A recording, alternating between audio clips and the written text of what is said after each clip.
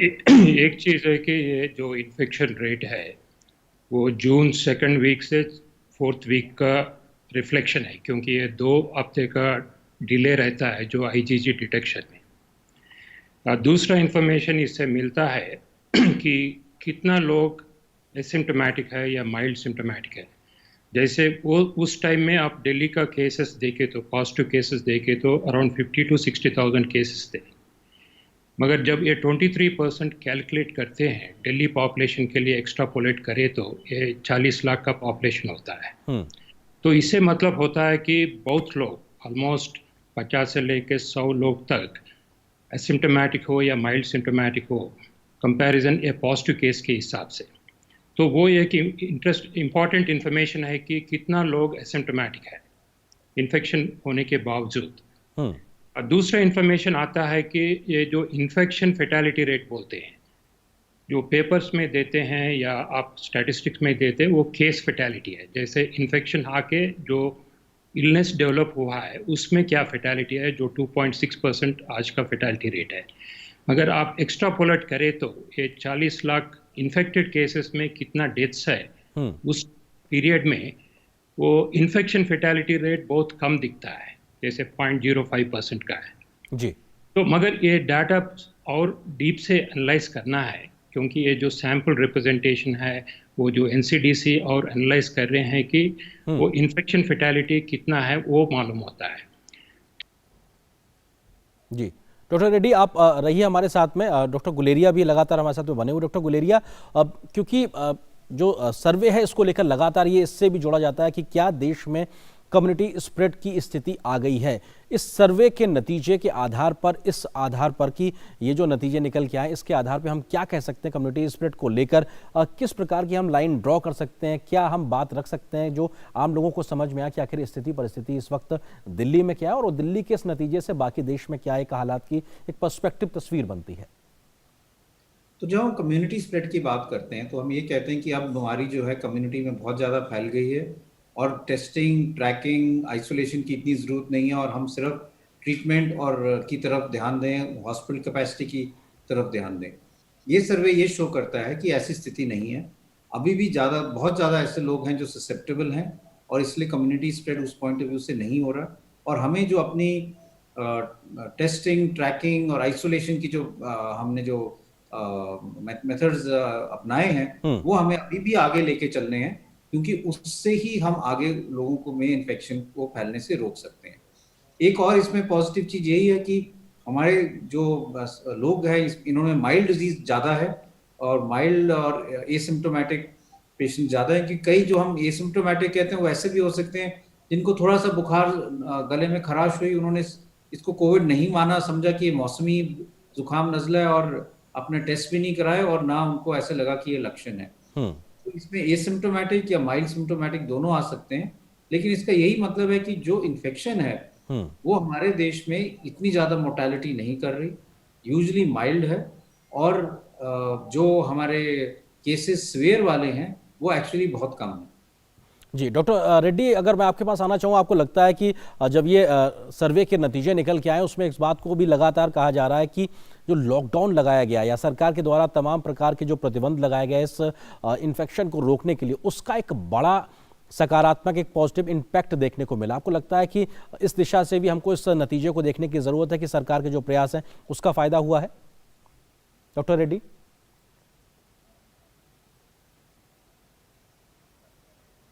Doctor Reddy, आपकी आवाज़ हम तक नहीं आ रही। हम कोशिश करेंगे कि आपकी आवाज़ बेहतरी से हम तक पहुंचे। इस सवाल को लेकर मैं डॉक्टर गुलेरिया के पास जाता हूं। डॉक्टर गुलेरिया, लॉकडाउन जैसी जो कोशिशें सरकार ने की उसका कितना फायदा इस प्रकार के नतीजों से निकल के आता है?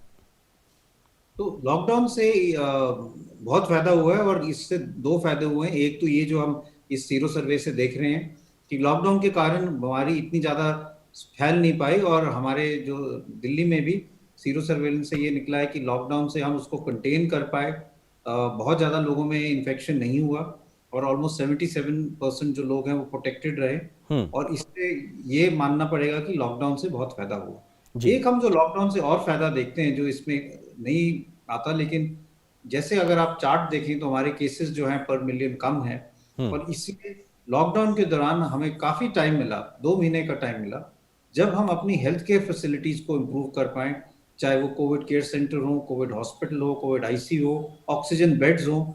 और इसलिए कभी भी ऐसा सिचुएशन नहीं आई दिल्ली में कि एकदम बेड्स की कमी हो जाए। जी एक दफा ऐसा लगा था कि बहुत ज्यादा बेड्स की जरूरत पड़ेगी, जी लेकिन क्योंकि बहुत aggressive containment strategies, house to house survey किया गया जी और लोगों को आइसोलेट किया गया, तो जी इन्फेक्शन रेट नहीं बढ़ा। बिल्कुल, और कम से कम इस प्रकार के कदमों का बड़ा फायदा मिला। डॉक्टर रेड्डी, एक फाइनल कमेंट आपसे चाहेंगे, आपको लगता है कि दिल्ली जैसे जो हाई डेंसिटी वाले इलाके हैं, यहाँ हुआ सर्वे क्या एक नेशन वाइड भी एक पिक्चर हमको देता है, खासतौर से जो घनी आबादी वाले जो इलाके हैं, मुंबई जैसे शहरों के बारे में, या नेशन वाइड कोई हम इसके लाइन ड्रॉ कर सकते हैं? वही सेम इंटरप्रिटेशन कर सकते हैं। जो मेट्रो सिटीज़ है, बड़े सिटीज़ है, मेरे ख्याल में परसेंटेज इन्फेक्शन वही रेंज में आ जाएगा। मगर जो स्मॉल टाउन्स है, जो विलेजेस है, जो अपना मई का सर्वे रिजल्ट्स आए थे जब 1% इन्फेक्शन रेट था, जी मगर अब तक कितना फैला हुआ है और कितना फैलने का रिस्क है, वो वहाँ पर भी सर्वे करे तो वो जो भी प्लानिंग है, हम्म गवर्नमेंट का जो भी प्लानिंग है जी प्रिपरेशन के लिए, वो अच्छा होगा। जी, बहुत शुक्रिया। फिलहाल वक्त इतनी ही इजाज़त दे रहा है इस विषय पर चर्चा के लिए। डॉक्टर गुलेरिया, आपका हमारे साथ जुड़ने के लिए, डॉक्टर रेड्डी आपका हमारे साथ जुड़ने के लिए, इस विषय पर बात करने के लिए। फिलहाल एक छोटे से ब्रेक के लिए रुकते हैं, लेकिन ब्रेक के उस पार बहुत जल्द हाजिर होंगे तमाम अन्य महत्वपूर्ण खबरों के साथ में। बने रहिए आप DD न्यूज़ के साथ।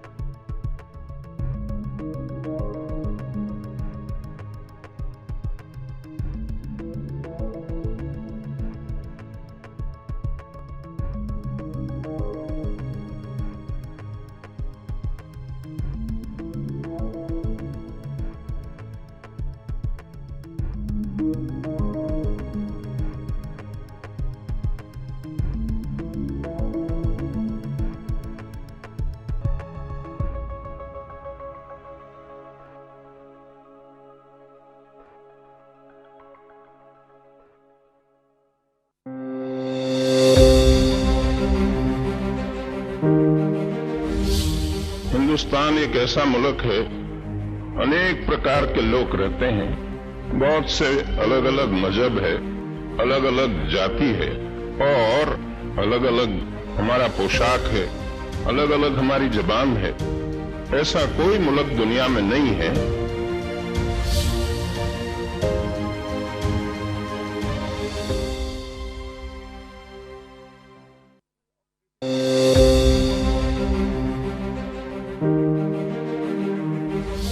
हमारा काम ये है कि हम हिंदुस्तान में कोई भी प्रांत के हैं, हम हिंदुस्तानी हैं और हमारा प्रथम कर्तव्य हिंदुस्तान की हिफाजत, हिंदुस्तान की रक्षा।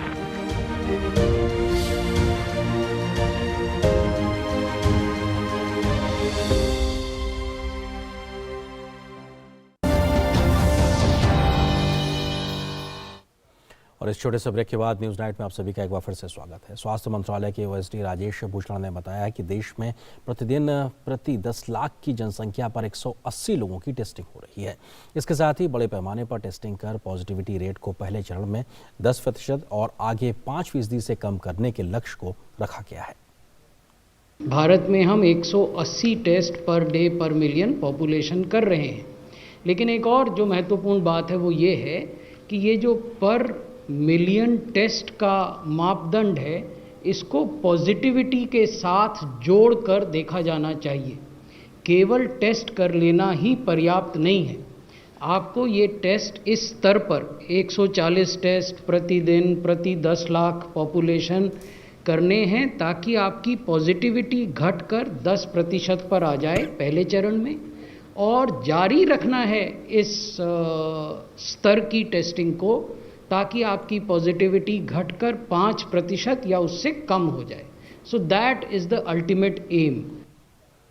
वहीं नीति आयोग के सदस्य वीके पॉल ने भी बताया है कि एम्स के सहयोग से देश के सभी डॉक्टरों के बीच कोरोना इलाज संबंधी नई जानकारियां और निर्देश को साझा करने के लिए एक प्लेटफॉर्म की शुरुआत की गई है।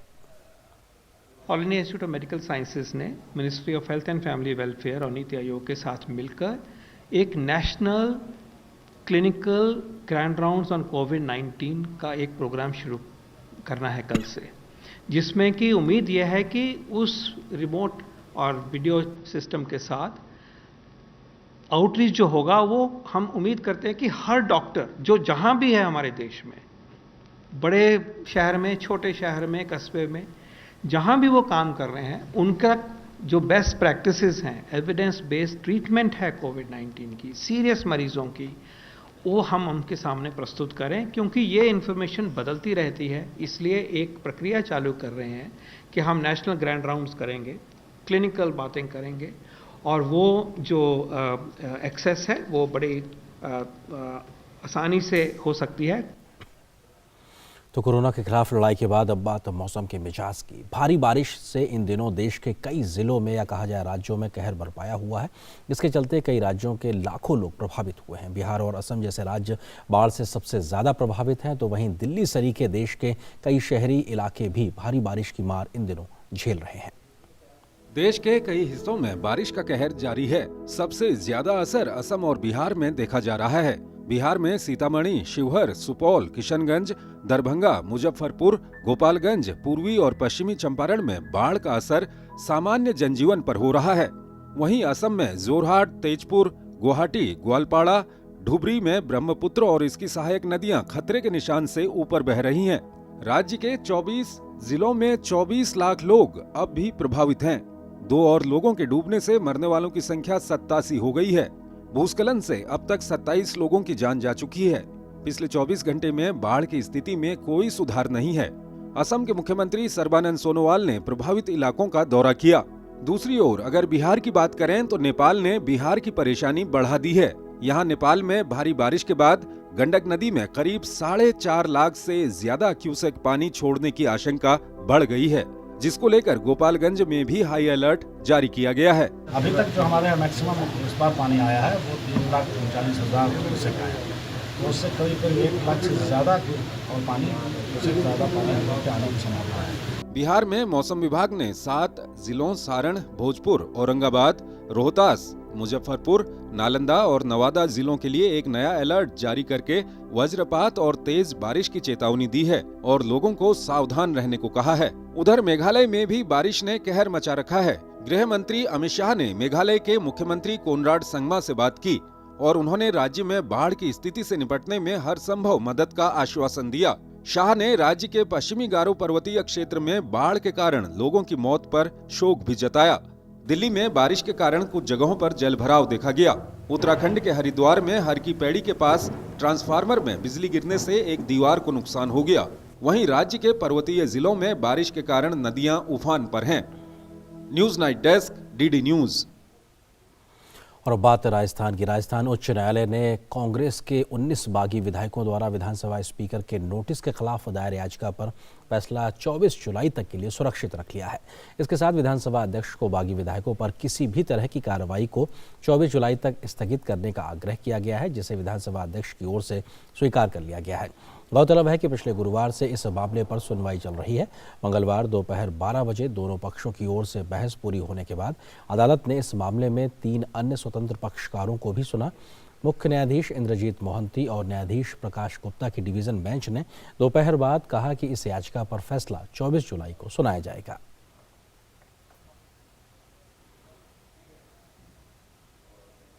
और खबर शिक्षा से जुड़ी हुई। छात्रों को मानसिक स्वास्थ्य और भावनात्मक कल्याण से जुड़ी सलाह देने के लिए मानव संसाधन विकास मंत्री रमेश पोखरियाल निशंक ने मनोदर्पण पहल की आज शुरुआत की है। यह पहल छात्रों, शिक्षकों और अभिभावकों के लिए एक स्थायी मनोसामाजिक सहायता प्रणाली के रूप में काम करेगी। मनोदर्पण की शुरुआत करते हुए मानव संसाधन विकास मंत्री ने कहा कि आत्मनिर्भर भारत अभियान के तहत इस पहल को शुरू किया गया है। उन्होंने कहा कि मनोदर्पण पहले छात्रों, शिक्षकों, अभिभावकों और आम लोगों को ताकत देने के लिए है। निशंक ने कहा है कि मनोदर्पण के तहत छात्र चिकित्सकों और मनोवैज्ञानिकों से संवाद कर सकते हैं। पूरी दुनिया जब कोरोना का महासंकट आया है और उस महासंकट के दौर से गुजरती पूरी दुनिया कहीं न कहीं किसी न किसी परिस्थिति को झेल रही है। और ऐसे में स्वाभाविक है कि ये जो दबाव है, ये तनाव है, ये जो वातावरण है, ये मनुष्य को परेशान करने के लिए इस समय उपस्थित हुआ है। और इसलिए इसके सामने चुनौती के रूप में हमको इसको स्वीकार करना है। ये मनोदर्पण ये आपको ताकत देने के लिए है। मेरे अभिभावक, मेरे छात्र, मेरे अध्यापकगण और आम आदमी ये इससे ताकत ले सकता है, क्योंकि हमारे ये कहावत है, मन के जीते जीत हो, मन के हारे हार। जो व्यक्ति मन से हार गया वो जिंदगी में हार जाता है। जिसका मनोबल बड़ा है वो विपरीत मौत को भी पार कर देता है, विपरीत परिस्थितियों में भी अपना मार्ग निकालता है। और केंद्रीय मंत्री नितिन गडकरी इस वक्त इंडिया आइडिया समिट को संबोधित कर रहे हैं। आइए सुनते हैं। Our shipping are doing excellent job. Total profit coming from the port is 7,000 crore. So it's really a good thing. At the same time, we have completed the waterways. Varanasi to Haldia, 1,380 kilometer waterways have been completed with 4 multimodal hub. Varanasi, Haldia, Sahibganj and Gazipur. Out of which already Varanasi and Sahibganj is inaugurated by the Prime Minister, and both Haldia and Gazipur is in the it is in the process of we will complete the project and we will inaugurate. There are 40 small river ports are there, and 3-meter draft is already we have maintained there. And after Haldia there is a Bengal Sea is there, by which again we completed dredging in Brahmaputra when I was minister.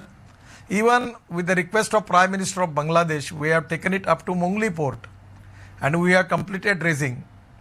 At that time our foreign minister Sushma ji was request me to do that work. I already completed that. Then we are also completed dredging in Barak river. Now after Varanasi to Allahabad, we have also completed the work of 1-meter draft, and now already we have submitted report to World Bank, and that report is taking from Delhi in Yamuna. That is the waterways, the cost is 12,000 crore. That from Delhi we start coming to Mathura to Agra, and by water transport, and Agra to then come to Etawah, and Etawah to Allahabad, Prayagraj, by which Punjab and Haryana through Yamuna to Ganga, they can connect it to Southeast Asia, China, Northeast. Even we are already started work in Gandak, connecting for Nepal. So the Indian situation is lot of waterways are developing, and the economy of waterways is very important. For our export, we need to reduce the logistic cost, power cost and labor cost. The logistic cost is a very, very important thing. As compared with USA and China, our logistic cost is very high. So now by going by road, the cost is, for example, 10 rupees. Going by railway is 6 rupees, and going by waterways is 1 rupees. And now our plan is to use LNG as a fuel, methanol as a fuel on waterways. Again, that we can reduce that cost.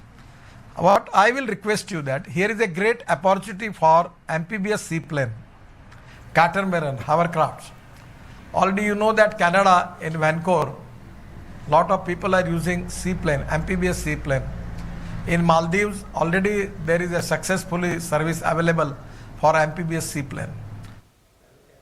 और सुन रहे थे केंद्रीय मंत्री नितिन गडकरी को, और वहीं इससे पहले इसी कार्यक्रम को संबोधित करते हुए वित्त मंत्री निर्मला सीतारमण ने कहा है कि सरकार ने निजी क्षेत्र को बढ़ावा देने का काम किया है। उन्होंने देश में हो रहे ढांचागत सुधारों का भी इस कार्यक्रम के समय जिक्र किया। In India, there is no sector which is reserved for public sector alone to be present. We have announced that we will have a list of strategic sectors, which will be only a select few, and in only them will there be private sectors, public sector remaining. In other words, in every sector, private sector will be, every sector of economic activity, private sector will be invited. The public sector or the public sector undertakings will be present only in certain determined, predetermined, certain announced areas of activities. They will be only up to a maximum of 4 public sector organizations and not more. The private sector is going to be anywhere. So, simply put, there will not be any activity in India which will be the exclusive domain of the public sector undertakings. Rahul Gandhi के द्वारा एक tweet के जरिए मोदी सरकार की उपलब्धियों पर कटाक्ष के बाद अब केंद्रीय मंत्री प्रकाश जावड़ेकर ने कांग्रेस नेता पर पलटवार किया है। प्रकाश जावड़ेकर ने राहुल गांधी को करारा जवाब देते हुए बड़ा निशाना साधा है। केंद्रीय मंत्री ने कोरोना के खिलाफ लड़ाई में देश की उपलब्धियों को बताया है। उन्होंने कहा कि राहुल गांधी वीर कोरोना योद्धाओं और देश की जनता का अपमान कर रहे हैं। साथ ही केंद्रीय मंत्री ने शाहीन बाग से लेकर राजस्थान में कांग्रेस की सियासी संकट पर राहुल गांधी को घेरा है।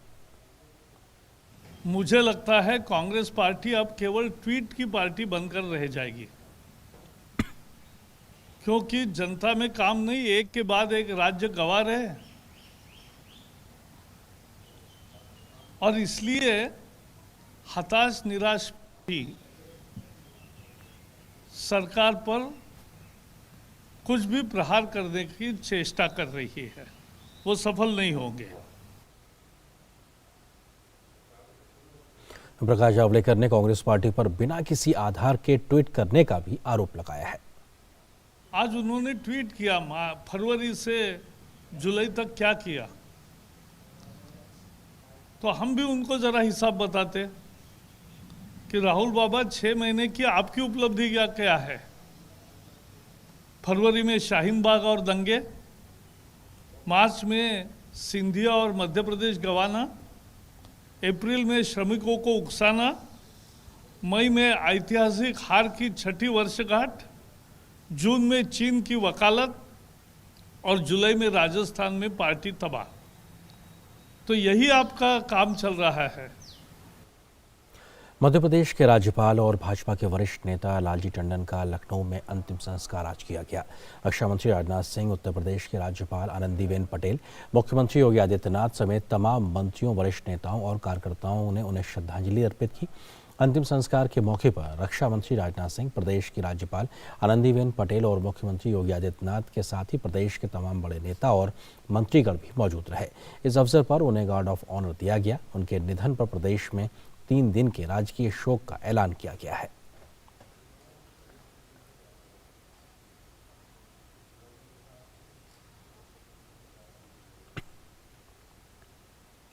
और बात रक्षा तैयारियों से जुड़ी खबर की। देश को राफेल लड़ाकू विमान जल्द ही मिलने वाले हैं और पहले 5 राफेल लड़ाकू विमान इस महीने के अंत तक भारत पहुंच जाएंगे और उन्हें भारत पहुंचते ही अंबाला एयरफोर्स स्क्वाड्रन में शामिल किया जाएगा।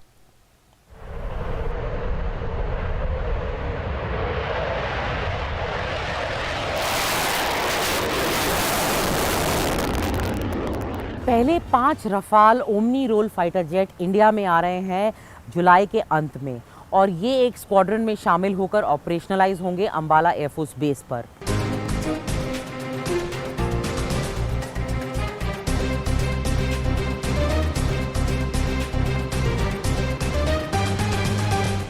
रफाल एक गेम चेंजर इसीलिए माना जाता है क्योंकि उसके अंदर आर्म्ड होते हैं, वो इक्विप्ड होता है Meteor air to air missiles और स्कैल्प क्रूज मिसाइल से।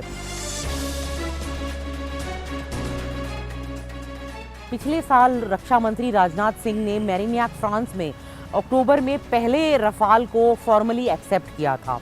हालांकि ये 5 रफाल्स इंडिया में मई में आने थे, लेकिन कोरोना वायरस पैंडेमिक की वजह से ये 2 महीने से डिले हो गया। इंडियन एयरफोर्स के पायलट्स, ग्राउंड क्रू और इंजीनियर्स ऑलरेडी ट्रेनिंग ले चुके हैं फ्रांस में रफाल्स पर, और इनके जो वेपन सिस्टम्स हैं जैसे कि मिसाइल्स, जैसे कि मीटियोर, स्कैल्प और बाकी स्पाइस बॉम्ब्स एक्सेट्रा, ये सारे भी इनकी डिलीवरी इंडिया में हो चुकी है।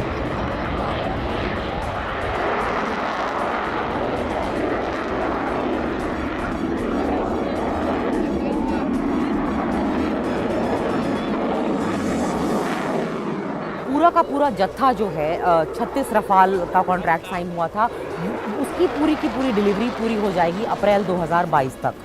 रफाल इसीलिए गेम चेंजर माना जाता है क्योंकि ये इंडिया को एक डिसाइसिव एज देगा दुश्मनों पर, क्योंकि इसके अंदर इंजन के अंदर कैपेबिलिटी है कि ये कोल्ड स्टार्ट कैपेबिलिटी रखता है, यानी कि लद्दाख जैसी हाई एल्टीट्यूड जगह से भी ये टेक ऑफ कर सकता है और इंडिया को एक सिग्निफिकेंट एज देगा औरों से।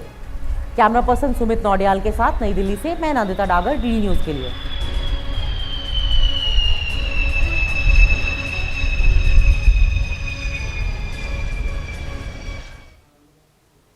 कोरोना वायरस के संक्रमण के चलते विश्व प्रसिद्ध अमरनाथ यात्रा 2020 रद्द कर दी गई। हालांकि अभी तक संभावना जताई जा रही थी कि इस साल ये यात्रा 21 जुलाई से शुरू होकर 3 अगस्त तक चलेगी। इस बीच शुक्रवार को यात्रा के लिए प्रथम पूजा भी आयोजित की गई। भगवान भोलेनाथ की पवित्र अमरनाथ यात्रा हर साल जून महीने में शुरू होती थी।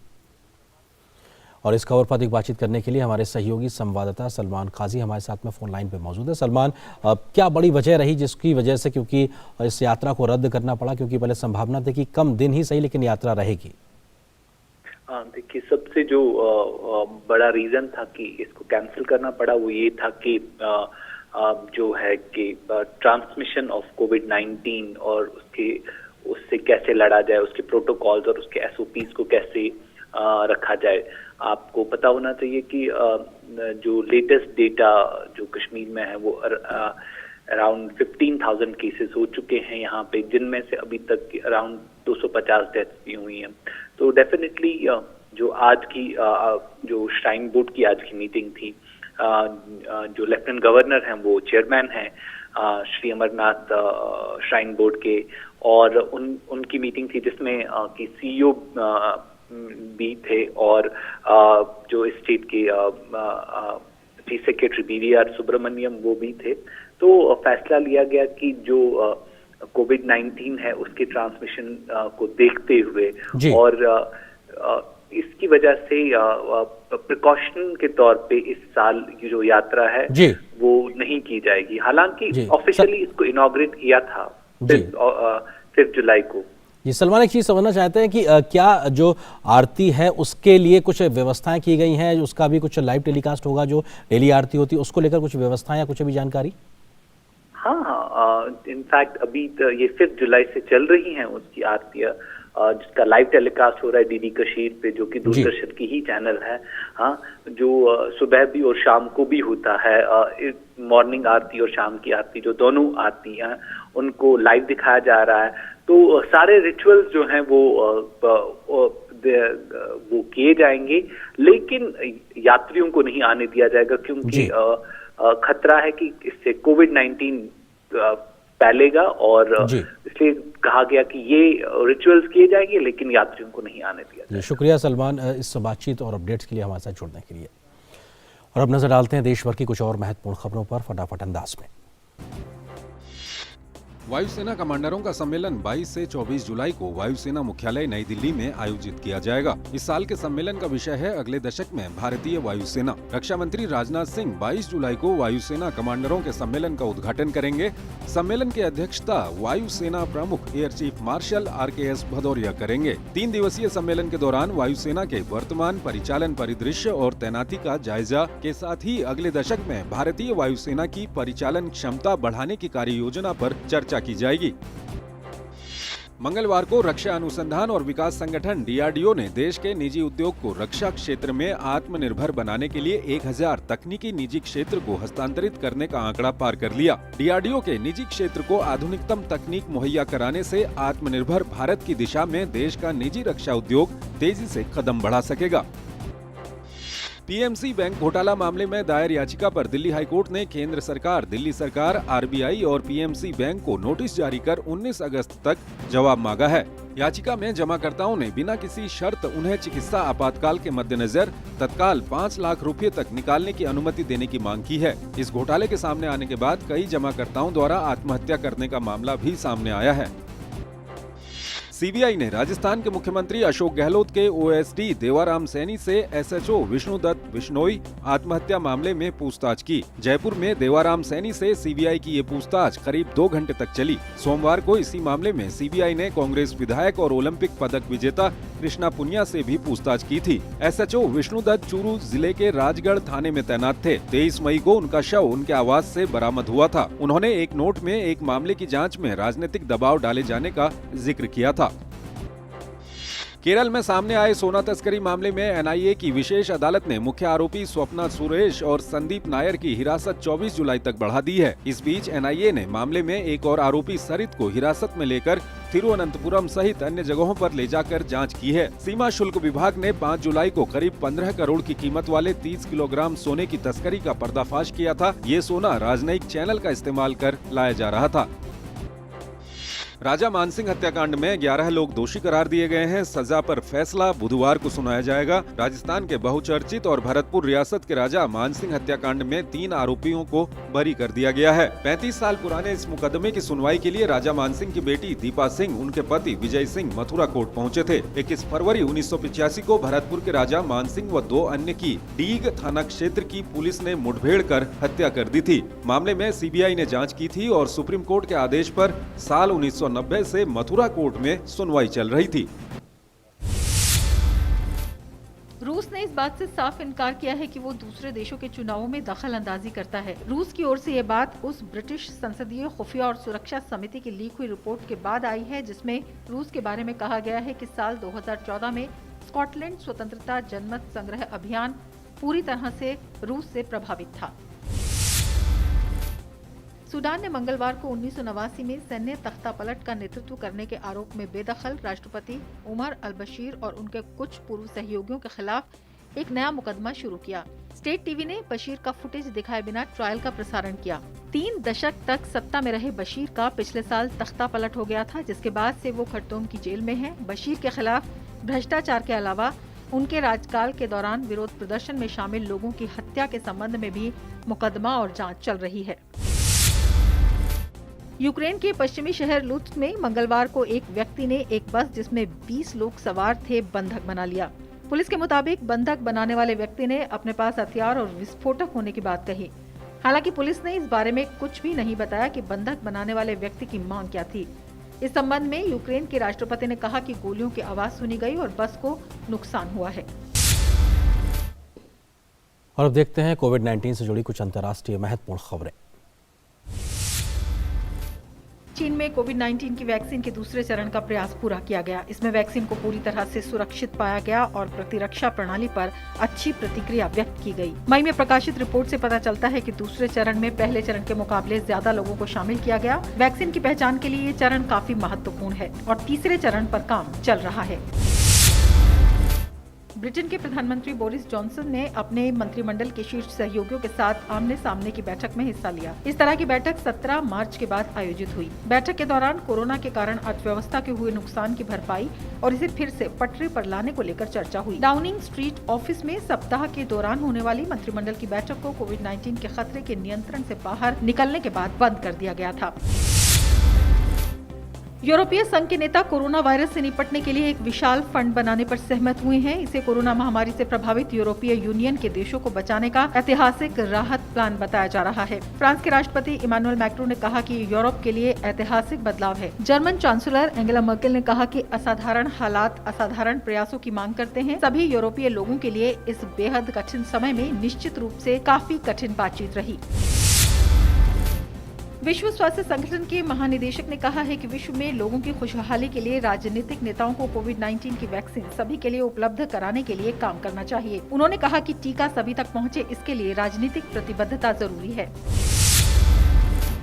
क्रिकेट ऑस्ट्रेलिया ने मंगलवार को कहा कि उसने 2020 विश्व कप के स्थगित होने के बाद दी गई स्पष्टता का स्वागत किया है। क्रिकेट ऑस्ट्रेलिया ने कहा कि 2021 और 22 में ऑस्ट्रेलिया में दोबारा इसे आयोजित कराने को लेकर वो कोई बात नहीं करना चाहते हैं। इस खबर के साथ फिलहाल न्यूज नाइट के इस बुलेटिन में इतना है, लेकिन डीडी न्यूज पर खबरों का सफर लगातार जारी रहेगा। नमस्कार।